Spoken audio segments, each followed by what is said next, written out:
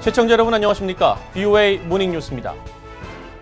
미국과 한국이 외교장관 회담을 열고 교착 상태에 빠진 비핵화 협상 재개 방안 등을 논의했습니다. 국무부는 양측이 긴밀한 대북 공조를 재확인했다고 밝힌 가운데 한국 측은 상황에 따라 미북 대화보다 남북이 먼저 나아갈 수도 있다고 말했습니다. 첫 소식 박형주 기자가 보도합니다. 미국 국무부는 14일 미한 외교장관 회담 내용을 전하면서 양측이 북한 문제에 대해 긴밀한 공조를 지속할 것을 재확인했다고 발표했습니다. 또 미한 동맹의 지속적인 견고함을 높이 평가하고 미국의 인도태평양 전략과 한국의 신남방 정책에 대한 협력을 위한 상호 약속을 거듭 확인했다고 밝혔습니다. 한국 외교부는 굳건한 공조하에 비핵화 대화 프로세스 동력 유지와 북미 대화 재개, 남북 관계 등에 대해 의견을 교환했다고 밝혔습니다. 강경화 외교부 장관은 회담 뒤 기자들에게 특정 시점에 북미 대화보다 남북이 먼저 나아갈 수도 있다며 제재 문제가 없는 남북 사업이 있고 제재 예외 인정을 받을 수 있는 것도 있다고 말했습니다. 또 미국 측에서도 한국의 의지와 희망사항을 충분히 이해하고 있다고 덧붙였습니다.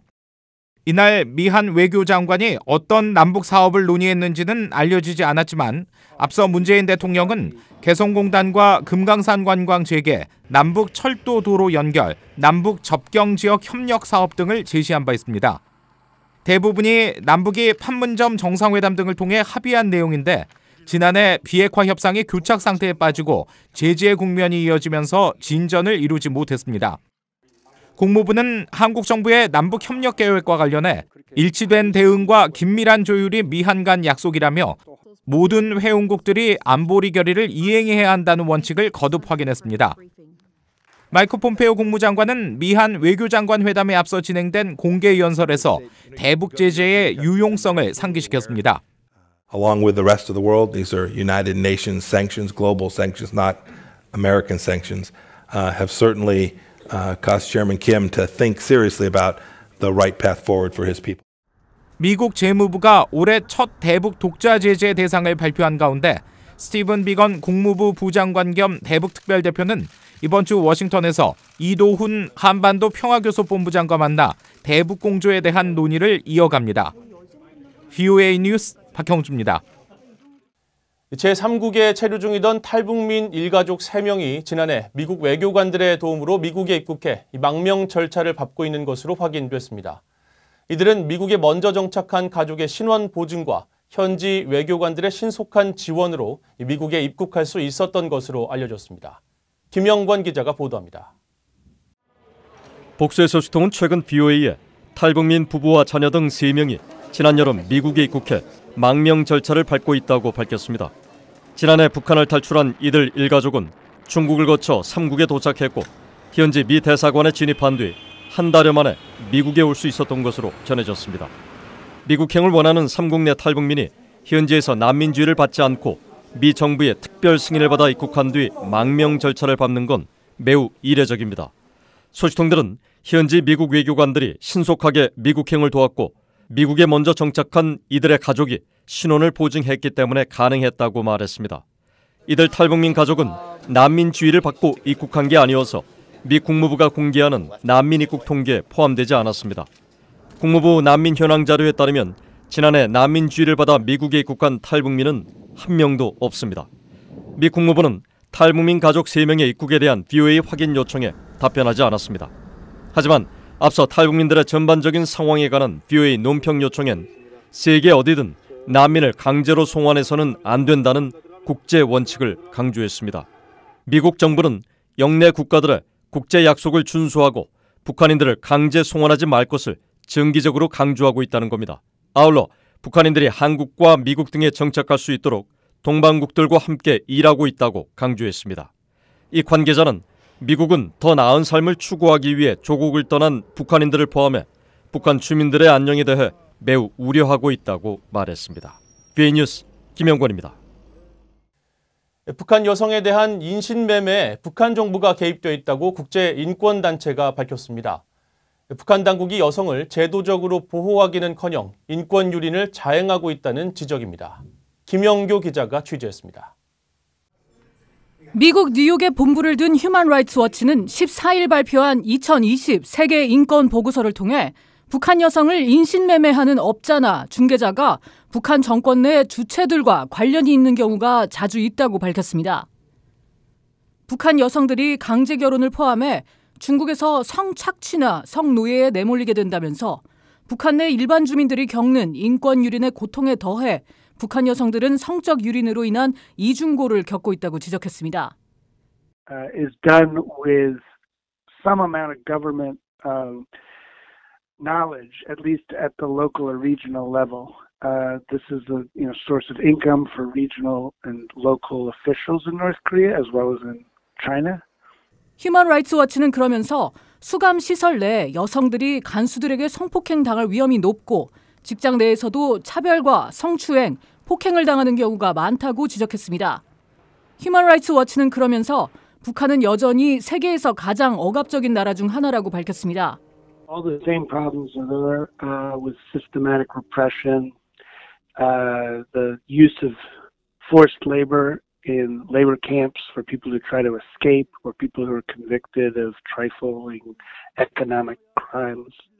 김정은 정권이 공포에 기반한 복종을 강요하기 위해 처형 위협과 독단적인 처벌, 수감, 그리고 강제 노역을 이용하고 있다는 겁니다.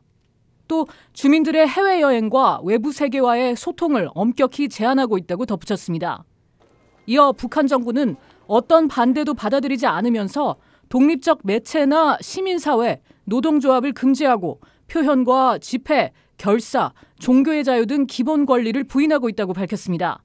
또 성분제도를 통해 사회 정치 계급이 나눠져 있어 취업과 주거, 학업과 관련해 차별이 존재한다면서 계급제도를 우회하기 위한 뇌물공여 등 정부 관리들의 부패가 심각하다고 지적했습니다.